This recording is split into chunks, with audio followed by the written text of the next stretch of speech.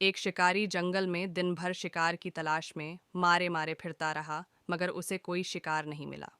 مایوس ہو کر ایک درخت کے نیچے بیٹھ گیا تاکہ تھکاوٹ دور کر سکے۔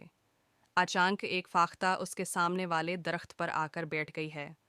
فاختہ کو دیکھ کر شکاری خوش ہو گیا کہ شکار تو میرے پاس خود آ گیا ہے۔ میرے خالق و مالک نے میری بے بسی دیکھ کر میرے لیے شکار بھیج دیا۔ شکاری نے اپنی غلیل میں پتھر کا چھوٹا سا ٹکڑا رکھا اور فاختہ کو نشانہ بنایا۔ فاختہ پتھر لگنے سے شدید زخمی ہو گئی، پھڑ پھڑاتی ہوئی زمین پر آ گری۔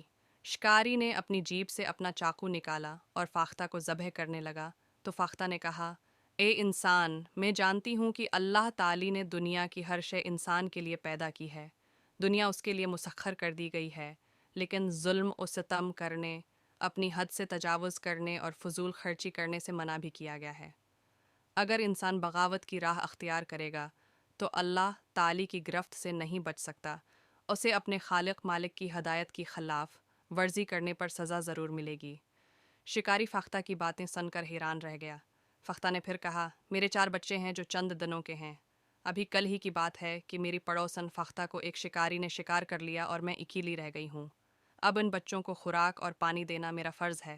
اگر تم نے مجھے ذبح کر لیا تو میرے یہ بچے بھوک اور پیاس سے مر جائیں گے۔ انہیں کون کھلائے پلائے گا؟ اس طرح آپ کے ذمے 4 بچوں کا قتل آ جائے گا۔ کیا یہ ظلم نہیں؟ اے شکاری، یہ دن پرندوں کے انڈے بچے دینے کے ہیں۔ ان دنوں آپ کو شکار نہیں کرنا چاہیے۔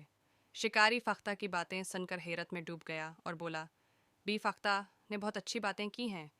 ٹھہرو میں تمہیں مرہم لگاتا اور دانہ پانی دیتا ہوں، اس طرح تم میں قوت آئے گی اور درد بھی کم ہو جائے گا۔ شکاری نے فاختہ کو مرہم لگایا اور اسے دانہ پانی دیا۔ تھوڑی دیر بعد فاختہ نے اپنے پر پھیلائے۔ شکاری نے فاختہ سے کہا، اب مجھے اپنے بچوں تک لے چلو، میں تمہاری اور تمہارے بچوں کی دیکھ بھال کروں گا جب تک تم تندرست اور بچے بڑے نہیں ہوتے۔ چونکہ میں نے تمہیں زخمی کیا ہے اس لیے اب میرا فرض ہے کہ تمہاری دیکھ بھال کروں۔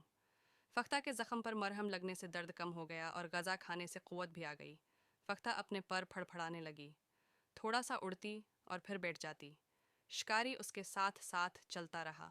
آخر فاختہ اپنے گھونسلے کے مقام تک پہنچ گئی۔ اس درخت کے نیچے بیٹھ کر اوپر دیکھنے لگی۔ شکاری سمجھ گیا کہ اس درخت پر فاختہ کا گھونسلہ ہے۔